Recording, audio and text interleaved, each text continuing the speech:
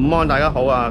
歡迎大家睇下我嘅 channel。今日咧嚟到呢度咧係咧準備抽播啦，同埋咧搭咗個架，英文叫 trellis 咧。咁咧就係睇外國嗰啲片啦，同埋自己有少少改良，諗過咧就用呢個啲竹或者用呢啲塑膠嗰啲枝咧，加埋啲麻繩咧，就整咗個架。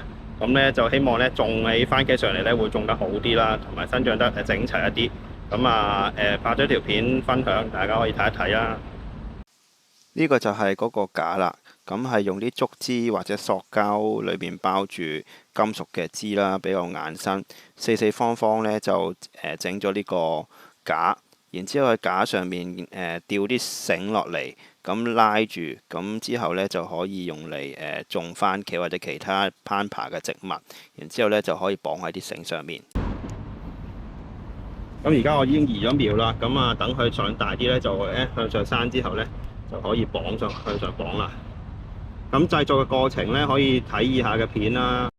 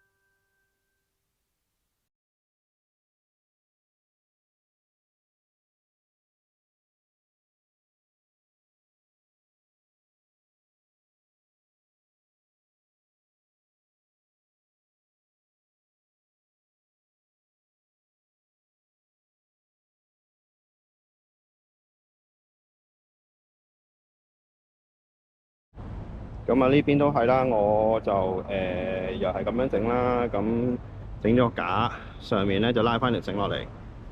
咁啊呢度又係落咗兩棵番茄啦，呢啲係羅馬番茄啊，喺啲荷蘭種子嚟嘅應該係。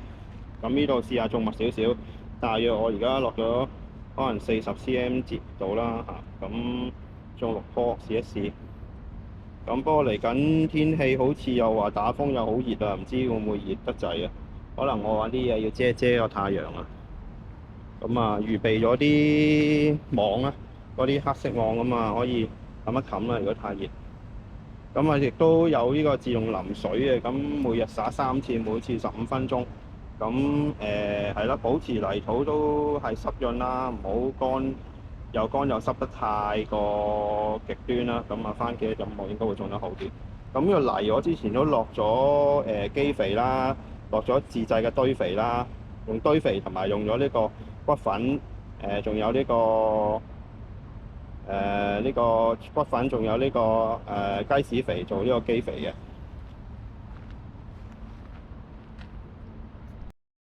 睇完片記得分享同埋訂閱。之後呢，等植物再長大啲，我再拍啲片睇下生長成點。祝大家豐收，拜拜。